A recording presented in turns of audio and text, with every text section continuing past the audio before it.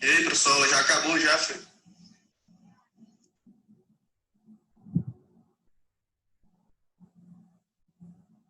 Não, professor, não.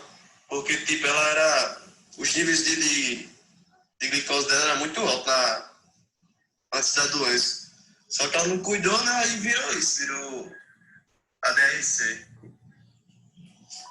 Mas ela, tipo, agora o nível de diabetes dela é controlado agora. Não é que nem antigamente.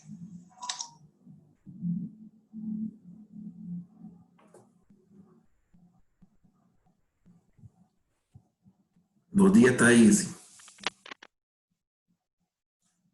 Bom dia. Bom dia, Laís. Sejam bem-vindos. Já iniciamos a aula, tá?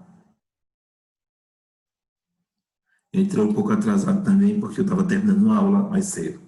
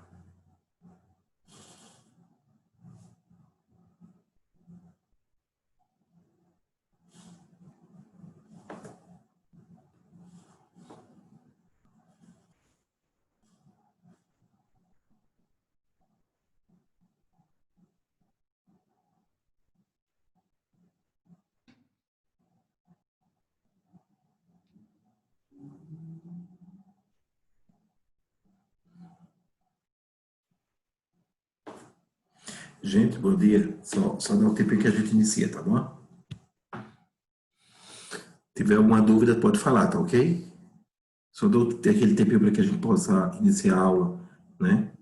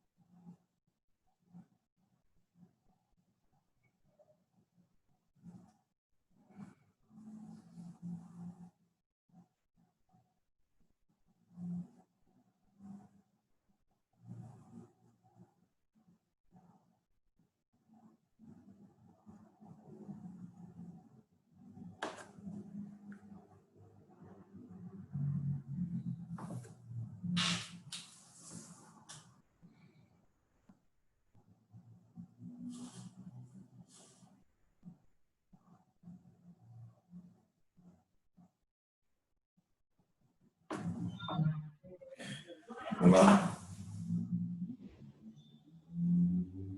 Pessoal, já iniciamos a aula, tá bom? Só não depende do pessoal entrar e aí a gente inicia.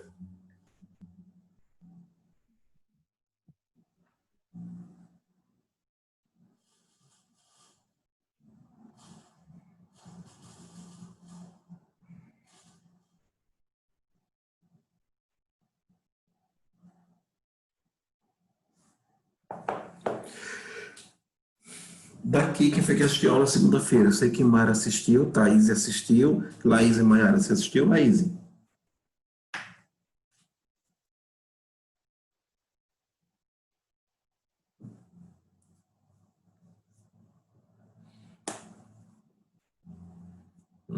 Você já me ouvindo?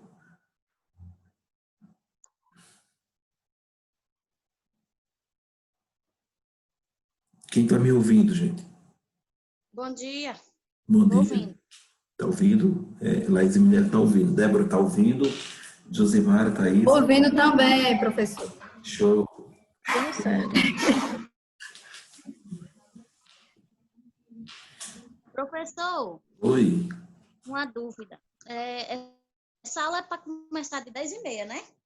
Não, a aula começa às 9 horas da manhã, tá certo? Só hoje, que eu conversei com a turma na segunda-feira, pedindo para que ela começasse às 10h30, porque eu estava finalizando na outra turma de Parnamirim a disciplina, tá certo? Clínica médica lá, no modelo remoto também.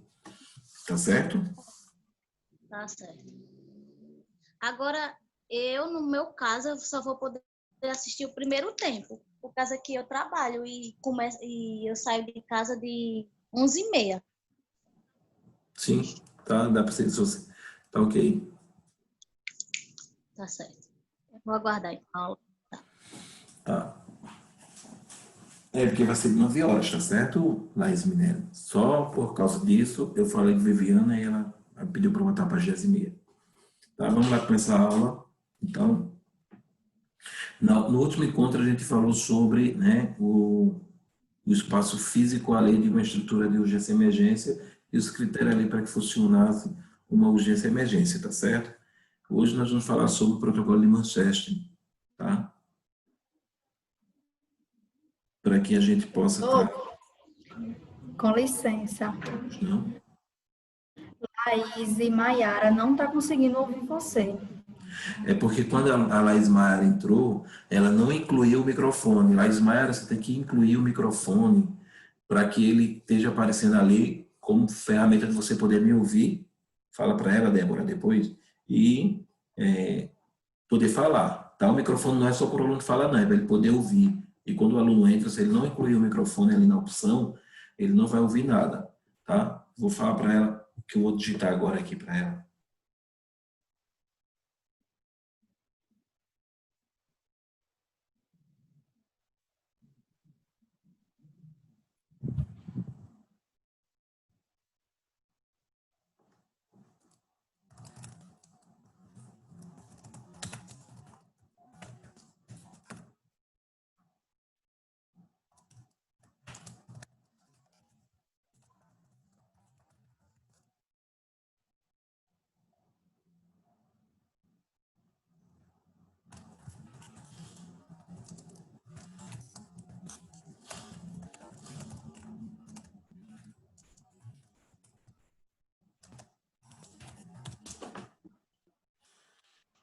Falou, Débora, para ela?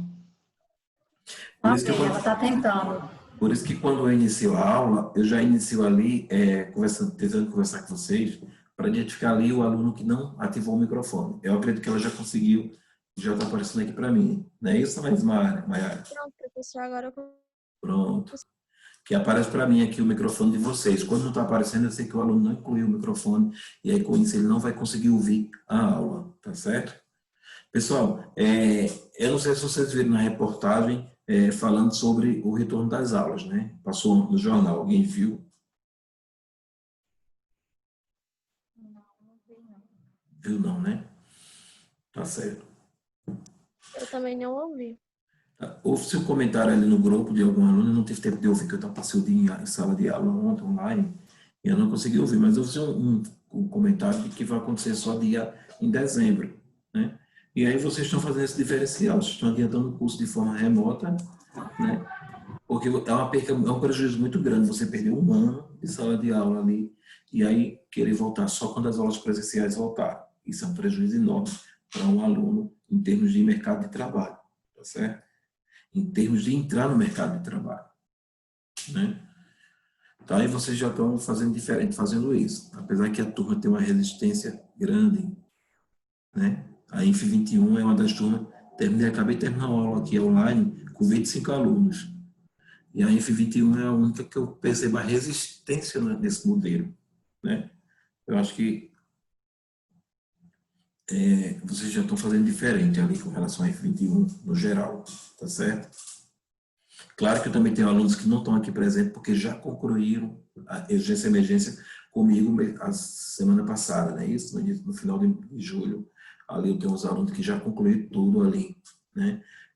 Laís Minelli não concluiu não, Laís? Concluí não, professor. Não falei com você que eu fiquei sem internet, que eu tive que me mudar. Ah, Eu sim, falei foi verdade. contigo. Ah, tá.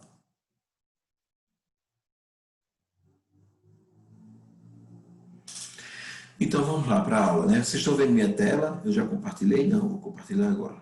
Pensei que eu já tinha compartilhado.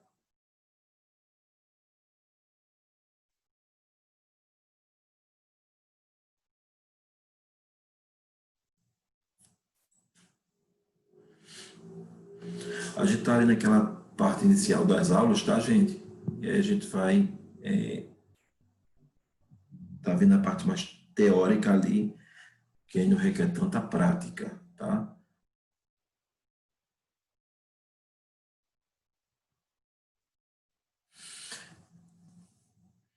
Então, dentro da minha urgência e emergência, eu tenho o que a gente chama de acolhimento com classificação de risco, tá, gente?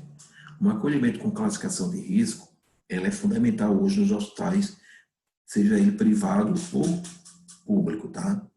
Porque ali ele tem a capacidade, né, de poder classificar esse paciente conforme a sua gravidade ou sua patologia, tá? Então, dentro de uma urgência e emergência, ali dentro da classificação de risco, né, eu tenho que, primeiramente, a triagem, tá? Que ela foi introduzida nos hospitais, particularmente em unidades de emergência, em meados de 50 a 60. Então, o que seria a triagem, né? O que seria uma triagem, gente? A triagem nada mais seria do que eu apenas, ali dentro do hospital, organizar a ordem de chegada, tá? Então, basicamente, não existia uma classificação, né? Não, você vai ser o primeiro que você chegou. Não, você vai ser o segundo que você chegou em segundo. Você vai ser o terceiro que você chegou em terceiro. E isso era gravíssimo, né? Porque, veja bem, eu não conseguiria mediar ali um risco diante dessa triagem, tá? Porque, às vezes, o paciente ia com um problema na unha, uma unha encravada, ele estava ali sendo o primeiro, enquanto atrás dele, em segundo, estaria um paciente de um infarto agudo do miocárdio não aparente, e aí ele terminava, muitas vezes, morrendo ali na sala de espera, né, porque não existia essa classificação, tá? Não existia os indicadores ali, a nível do Brasil, que pudessem classificar esse paciente de forma patológica, né? E isso era muito grave na década de 50 para cá, até um dia desse, tá? Em hospitais americanos, esse processo é realizado pelo enfermeiro, tá? Que além de selecionarem os pacientes por prioridade, tem autonomia para solicitar exames e administrar medicamentos previamente estabelecidos em protocolos institucionais. Veja bem, por quê? Porque nos Estados Unidos, né, o enfermeiro ele pode fazer muitas coisas que aqui no Brasil é privativo do médico, tá? Por exemplo, medicar, né? Nós sabemos que o medicamento é prescrito só pelo médico. Nos Estados Unidos, não. O enfermeiro ele prescreve o medicamento não só dentro de uma estratégia de saúde da família, como dentro de uma urgência e emergência onde ele se encontre, tá? O enfermeiro ele pode aplicar anestésico, o enfermeiro ele pode suturar, o enfermeiro ele pode entubar. É como exercício profissional ali do enfermeiro. No Brasil, tudo isso é proibido, tá? Tudo isso que aqui eu relatei aqui no Brasil é proibido, tá? Isso é privativo do médico salvo a intubação no caso de uma urgência e emergência, né? A ausência do médico ali, ele pode estar intubando, tá certo? No Brasil, o enfermeiro é o profissional preparado para exercer a função de triador, tá certo? Né? Então, no Brasil, pelo protocolo, quem tem que estar na sala de triagem é o enfermeiro, reconhecida e respaldada pela lei do exercício profissional, cabendo-lhe tanto a consulta de enfermagem quanto a prescrição de medicamentos estabelecida em programas de saúde pública, em rotina aprovada pela instituição de saúde. Só que no tocante urgência e emergência, o enfermeiro ele não pode medicar no Brasil, tá certo? Ele vai apenas fazer o papel de acolhedor ali, tá? Desta forma, a triagem envolve as duas funções. Embora o enfermeiro realize somente consulta de enfermagem, não havendo até o momento protocolos de medicamentos aprovados para serem administrados a partir dos sinais e sintomas identificados na triagem. Então, aqui, o Conselho Federal de Medicina não permite que o enfermeiro ele esteja ali medicando, tá certo? A avaliação dos próprios pacientes e seus familiares está repleta de dados subjetivos, vinculados a temores, ansiedade ou medo da morte. A gente vai ver lá na frente, porque essa avaliação ele está repleta de dados subjetivos. Tá? Então, cabe ao enfermeiro, embasado em dados clínicos, dispor de informações objetivas e subjetivas e experiências, além de avaliar qual paciente necessita de atendimento imediato e qual pode esperar, tá certo? Isso aqui é uma classificação. Você conseguir avaliar ali quem vai passar na frente, dependendo da sua hora da sua ordem de chegada. É muito comum o profissional encontrar dificuldades para fazer sua avaliação e tomar a decisão mais correta ou pertinente, tá certo? Então, dentro do acolhimento com classificação de risco, uma adequada avaliação clínica é essencial para a tomada de decisões e prestação de cuidados seguros e de qualidade, tá certo? Dessa forma, a tomada de decisão deve ser orientada por 6 discriminadores, tá? Então, meu primeiro discriminador é o risco de morte, tá? Então, eu tenho que estar priorizando ali aquele paciente que tem risco de morte. Ô, professor, vem cá, por que você está falando do protocolo de Manchester, da classificação de risco, se é o enfermeiro e nós somos técnicos? Porque dentro da classificação de risco é previsto que tenha um médico, um enfermeiro e um técnico, tá certo? E aí, no Brasil, dentro da nossa realidade de ausência de médico, né, isso nós sabemos que no Brasil nós temos a carência de médico grande, e aí fica geralmente quem? O enfermeiro e o técnico. Só que esse enfermeiro ele pode sair, ele tem que ir ao banheiro, ele tem muitas vezes uma cantina, tem que ir na gerência, tem que resolver problemas ali também dentro do hospital. E aí o técnico ele tem que estar habilitado a classificar também, tá certo?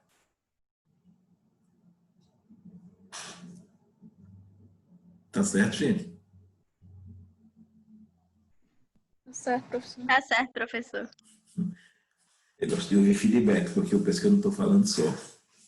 Não, é porque a gente fica com medo de atrapalhar.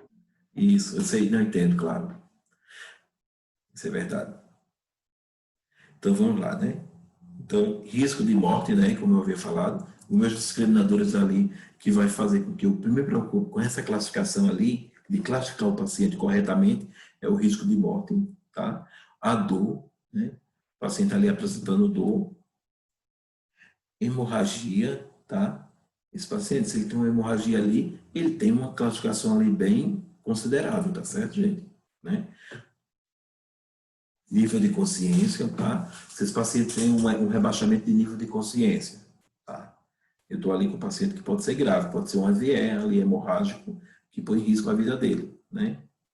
Temperatura, tá? Nós sabemos que a temperatura é um indicador ali também de classificação, né? Esse paciente se apresenta temperatura um pouco alta ali, eu tenho que estar tendo cuidado, se ele não está entrando numa hiperpirexia, ocasionando a falência dos órgãos devido à temperatura alta, convulsão. Temperatura e seu agravamento, não é isso? Tá? A triagem segue algumas premissas importantes, tá? Identificar o paciente que necessitou de cuidados imediatos, tá? Encaminhar adequadamente o paciente ao médico de acordo com a especialidade, tendo por base os protocolos estabelecidos, tá certo? Por exemplo, se eu estou com um paciente que chegou ali, né, com uma convulsão, tá? Óbvio que esse paciente vai entrar para a clínica médica, não é isso?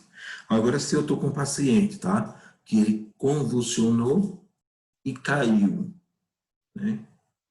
E aí a minha patologia ali relacionada à adequação de paciente, eu tenho que mandar esse paciente para onde?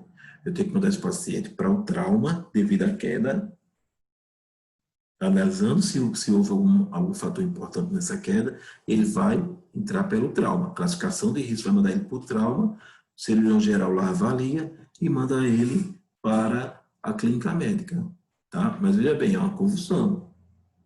É a mesma coisa do primeiro caso. O paciente convulsionou, clínica médica. O paciente convulsionou e caiu, cirurgia geral, trauma, observando a necessidade de atendimento de trauma, aí depois encaminha para a clínica médica. Né? Veja que eu tenho esses caminhos que tem que ser avaliado e analisado pelo profissional, tá certo? Escolher um local adequado para que o paciente seja acomodado e avaliado pelo médico, no caso de atendimento ser priorizado, tá certo? Fornecer informações e orientações aos pacientes e seus familiares na tentativa de amenizar a ansiedade decorrente da procura por unidades de primeiro atendimento, que muitas vezes está associada ao estresse. Às vezes acontece muito do familiar chegar com a criança e aquela criança, ele tem o trauma, mas ela está totalmente nervosa por causa do nervosismo do acompanhante. Muitas vezes a criança está mais com medo daquele acompanhante do que da própria situação que ela está vivendo ali. Né? Que volta e meia a mãe, o pai chega totalmente desesperado, você olha para a criança está lá, muito bem, obrigado. Né? E aí você tem que tranquilizar aquele acompanhante, papel de pai, de mãe, né? Para que, muitas vezes eu até falo assim, quando na classificação de risco eu falo, bom, na verdade a criança ela está bem, você que está colocando medo nela, pode ficar tranquilo que ela está bem, ela vai ser atendida, mas está bem, não se preocupe não. Né? Porque a criança fica olhando os olhos desse tamanho para a mãe, que ela está com mais medo da mãe do que da própria situação que ela está vivendo ali. E quais são as competências exigidas para o profissional que realize a triagem, tá? Conhecimento técnico-científico, né? Conhecimento no suporte básico de vida à cardiologia, no suporte básico de vida à traumatologia e no suporte básico de vida à pediatria, tá?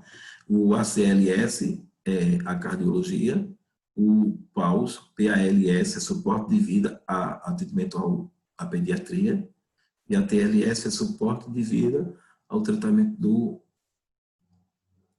da traumatologia, tá? Ao atendimento da traumatologia, do trauma. Então, o profissional que vai trabalhar ali dentro de uma classificação de risco, ele tem que ter pelo menos esses conhecimentos aqui, tá certo? Para que eles possam estar ali, né, podendo atuar dentro daquela área da classificação de risco. Né? Tem que ter já esses conhecimentos ali, esses cursos. Tá? Experiência em unidade de emergência, né? Comunicação e relacionamento interpessoal adequado, tá? Porque se eu não tenho essa comunicação, um relacionamento interpessoal adequado, eu termino sendo um agressor para aquele paciente que já vem agressivo, tá? Muitas vezes o paciente vem desesperado, agressivo, e se eu não levar uma comunicação ali mais compreensiva, que tranquiliza esse paciente, você vai terminar apanhando ali na classificação de risco, tá? Flexibilidade e adaptabilidade, né? A facilidade de se adaptar, que é uma das coisas que a gente está vivendo muito hoje no período da pandemia, né? É a adaptabilidade que a gente tem que ter para sobreviver ali, né, diante da pandemia. Tá? Tomada de decisão segura, né? Eu tenho que caminhar esse paciente de forma correta. Né? O paciente chegou na sua classificação de risco, Débora, por exemplo, tá? E aí esse paciente ele chega porque é o hospital mais próximo, não é isso? E aí quando você vai tomar a decisão para o atendimento desse paciente, você tem que tomar essa decisão segura, tá? Vamos dar um exemplo aqui bem claro, não é isso? Você está trabalhando ali, vou dar um exemplo aqui bem hipotético, perdão, hipotético e compreensível, de uma forma clara e compreensível. Você está trabalhando no hospital, hipoteticamente, vamos lá, no Hospital Municipal de Natal, tá certo? Digamos que você está na classificação de risco do hospital. Seja bem-vindo, viu, Gabriel?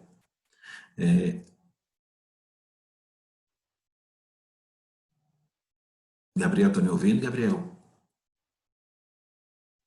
Eu fico... Tô. Pronto, show de bola. Eu fico pensando que ele entrou como Maiara, né, que entrou e não estava ouvindo porque não ativou o microfone.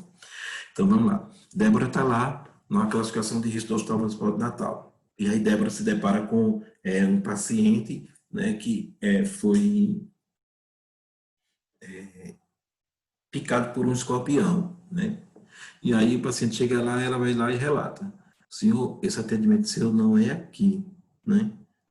Esse atendimento ele tem que se dar por tal hospital. Então, quando você vai tomar a decisão de mandar o paciente embora do seu hospital, você tem que ter o conhecimento correto, não é isso? Não, o senhor tem que ir para o Valfredo, que é o melhor hospital, tem tudo lá para o senhor ser atendido, né? Não é isso? Né, Débora? O que você acha? O que vocês acham? Para onde você mandaria esse paciente se Débora e você estivessem na classificação de risco e esse paciente chegasse lá no hospital municipal falando que foi picado por um escorpião? Aí vocês abririam a ficha para ele ou orientariam ele para o hospital que ele poderia ser atendido?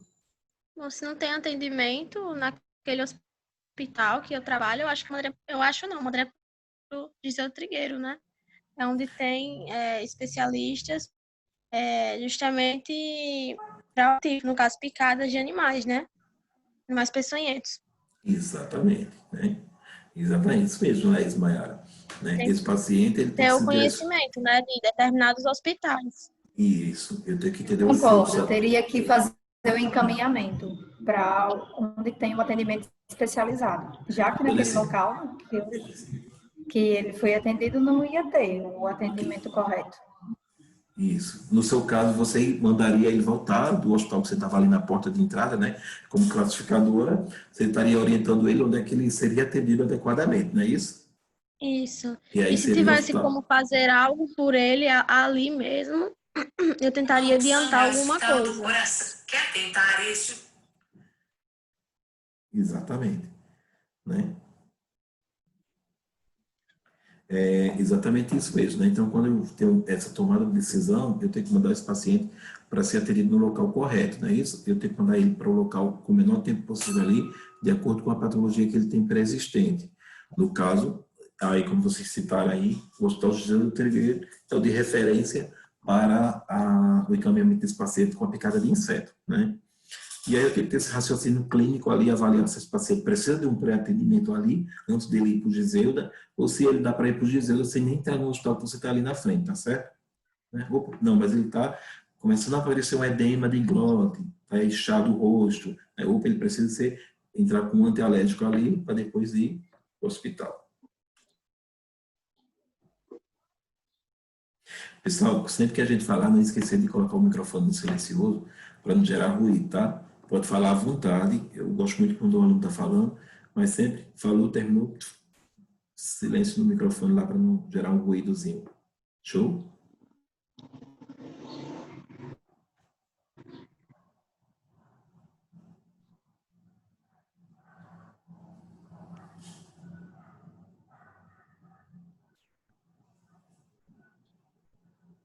Então vamos lá.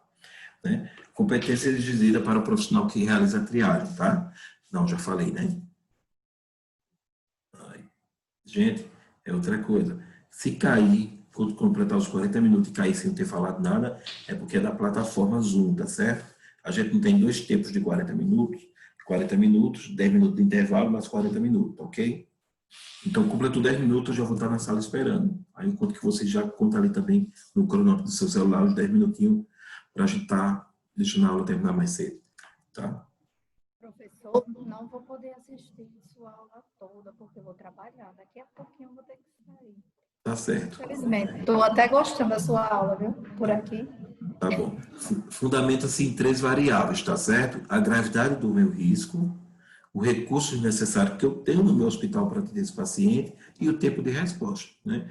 Nós sabemos que quanto mais rápido esse paciente for atendido, melhor qualidade ele vai ter nesse atendimento, que a gente vai ter uma aula sobre qualidade, né? Minha gravidade, meu risco, qual é meu risco? Eu tenho como atender esse paciente de acordo com o seu risco? O mesmo exemplo que eu vou dar agora. Você está no Hospital Municipal de Natal, o paciente foi queimado naquela cantina que tem de lado famosa, que frita pastel. Foi queimado com óleo, uma queimadura bem extensa, né? E aí, esse paciente, ele vai ter o risco de uma queimadura extensa no seu braço todo, porque virou aquela panela de óleo no braço. E o meu recurso, no meu hospital municipal de Natal, eu vou ter o recurso necessário para atender esse paciente? Não. Então, quanto mais rápido eu mandar esse paciente, né? Quanto mais rápido eu mandar para ele levar o usuário para o hospital mais próximo, não, jamais, tá certo? Eu vou fazer com que esse paciente seja encaminhado corretamente para o ponto de atenção à saúde certo, capaz de prestar o cuidado efetivo. E aí nós sabemos que o hospital de referência da nossa cidade, do nosso estado, para queimadura é o Alfredo Gugel, tá certo? Vai cair nosso primeiro tempo, tá? Daqui a pouco, quando cair, tá certo? Dentro da minha regulação, uma coisa que vocês precisam saber como profissional e como cidadão, tá? É a regulação. Pessoal, nós sabemos que nós temos hospitais que eles só recebem por regulação. Professor, o que seria uma regulação? Tá? Antes que caia e antes que Débora saia, ela aprende essa e Laís Minério vai trabalhar. Tá? O que seria uma regulação? A regulação nada mais é do que você entra na UPA, tá? A UPA lhe medica, lhe atende, aí diz assim, opa, ela está com uma patologia que eu não consigo resolver aqui dentro. Eu tenho que entrar em contato com o hospital UOL para que eu possa encaminhar esse paciente para lá. Aí o médico vai ligar para o hospital UOL, vai falar com o médico de lá, falando a situação do paciente, isso assim, assim, sabe? Vai gerar uma senha, tá? E aí esse paciente vai ser encaminhado. Esse paciente vai para o UOL com encaminhamento, com aquela senha, para poder entrar. O que acontece de falha? O médico diz assim, ó, seu atendimento não é aqui não, seu atendimento é lá no UOL. Aí o paciente está certo. Sai, com as mãos abanando, sem nenhum encaminhamento, sem nem questionar. E você já regulou para o hospital lá? Já falou com o médico de lá que eu tenho que ir para lá? Aí ele sai, o coitado chega lá no UOL, aí não, não, é aqui, mas você não tem a senha de entrar. Quem foi o médico? Foi lá na UPA. Ah, então você vai ter que voltar para a UPA, para o médico lhe atender de novo e regular a senha. Então, veja bem, além do paciente estar sofrendo, ele ficou no vai e vem com a dificuldade do transporte. Então, uma regulagem, regular o paciente, o médico da unidade lá entra em contato com outro médico para poder encaminhar. Isso acontece muito, muito, muito mesmo, diariamente, do médico não encaminhar com regulação, só de boca, olha o paciente, não, isso aqui você vai resolver lá no Valfredo. Ao cuidado do paciente chega de boca, aí não, cadê a senha? Não tem a senha, cuidado, tem que voltar, tá? E aí, isso é um sofrimento. Isso acontece com qualquer um. Pode acontecer até com vocês no papel de aluno ali, de cidadão, no dia que vocês estiverem precisando dessa assistência, tá? Então, nunca aceite que o médico encaminhe vocês para o hospital de referência, quando ele foi atendido na UPA, sem a regulagem, sem ter regulado o paciente, tá certo?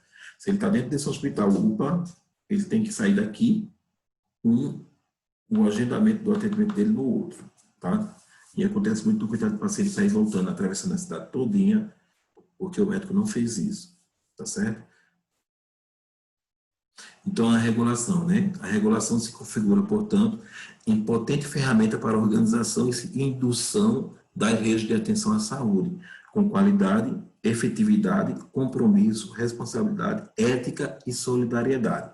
Veja bem, quando o médico regula com outro médico, eu estou sendo solidário ali, até mesmo com o paciente e com a própria equipe que vai receber esse paciente, porque eu estou avisando lá, ó, vai chegar um paciente nesse porto, prepare aí tudo que ele precisa para ser atendido, né? Então, e a efetividade está relacionada com isso. Opa, está vendo um paciente que vem com as duas pernas amputadas, né, por uma explosão. Então, nós sabemos que toda uma equipe médica tem que estar esperada para receber esse paciente, já passamos do centro cirúrgico. O centro cirúrgico já tem que estar esperando esse paciente. Então, quando regula, tudo isso gera uma melhor qualidade de atendimento a esse paciente, tá? Pois tem como objetivo único priorizar os pacientes, consoante com a gravidade clínica com que se apresentam no serviço. E aí a gente vai entrar agora no protocolo de Manchester, né? O que seria o protocolo de Manchester? O protocolo de Manchester é um discriminador, gente, e ele consegue nos dar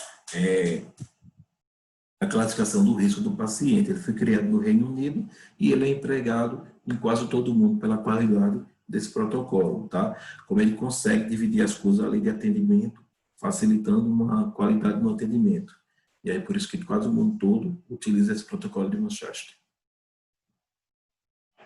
Enquanto não cai, eu vou falando, tá?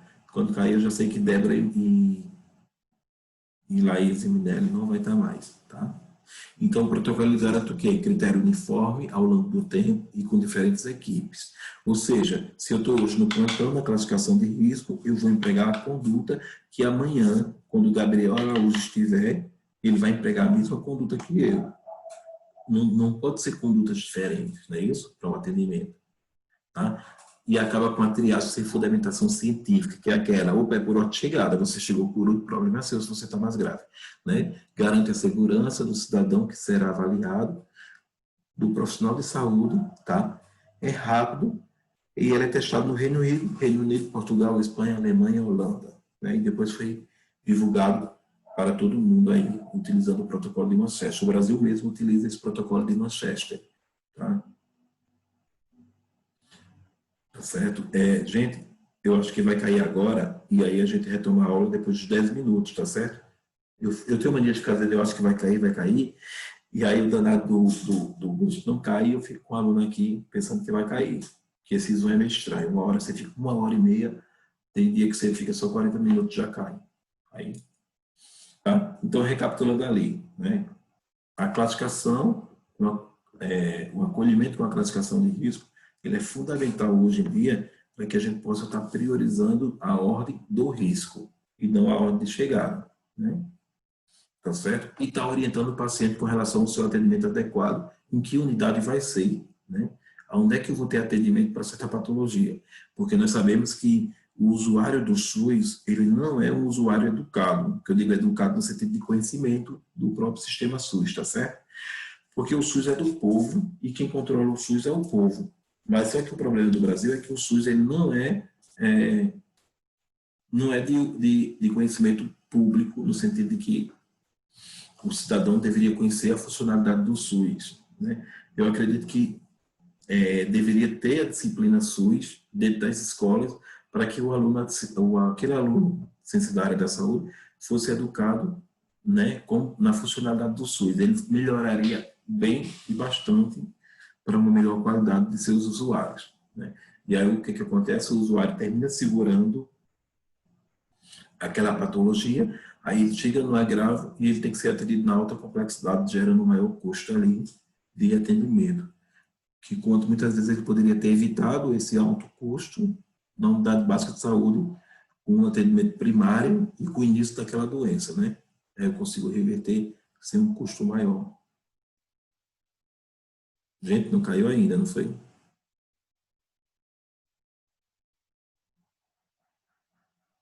Ainda não. Então, quais são os fatores que determinam a prioridade, tá, gente? Né? Eu tenho ali os fatores que são a ameaça à vida, né? Ameaça à função, a dor, duração do problema, a idade, a história ali e os riscos de maltratos, tá? Eu tenho essas prioridades ali, tá? E aí eu vou classificar o paciente como vermelho quando, né? Quando ele tem um comprometimento das vias aéreas, respiração inadequada, hemorragia exsanguinante. O que considera uma hemorragia exsanguinante, tá? Hemorragia exsanguinante é quando você não consegue, por mais mecanismos que você use, controlar aquela hemorragia, né? Então, nós temos um paciente ali que faz uso de coagulante para diminuir a hemorragia, faz compressão direta e ainda faz o torniquete. E mesmo empregando essas medidas, o paciente não para de sangrar. Então, esse paciente é grave, ele precisa de atendimento na cor vermelha imediato, né? Eu tenho um choque ali, tá? Né? Eu tenho vários choques ali que não requer a prioridade do vermelho. Por exemplo, choque hipovolêmico, tá? O choque séptico, né? Então, nós temos o choque cardiogênico, que não requer os atendimentos prioritários, tá? Convulsionando. Então, veja bem, se eu estou com um paciente que está convulsionando, né? Esse paciente ele vai ter prioridade no seu atendimento, tá certo? Crianças irresponsivas, que ela não me responde nada, tá? Ela está lá tipo, apagada, dormindo, letárgica. Então, ela tem atendimento prioritário. Já a dor intensa, a hemorragia maior e incontrolável, mas não é sanguinante, que é jato de sangue. Alteração de consciência, criança febril, tem febre, esfriamento do corpo, que é uma hipotermia, e dor moderada, ele entra na cor laranja, tá certo? Eu vou classificar esse paciente como cor laranja. Já a hemorragia de menor incontrolável, história de inconsciência e adulto febril, eu vou entrar ali com a cor amarelo. Tá certo? Estão aí, gente? Sim. Ok. Tô Do ouvindo. leve recente, febre baixa e problema recente, cor verde. E o azul para aquelas patologias que geralmente não põem risco de vida àquele paciente em nenhum momento, tá? E que não tem a presença de dor.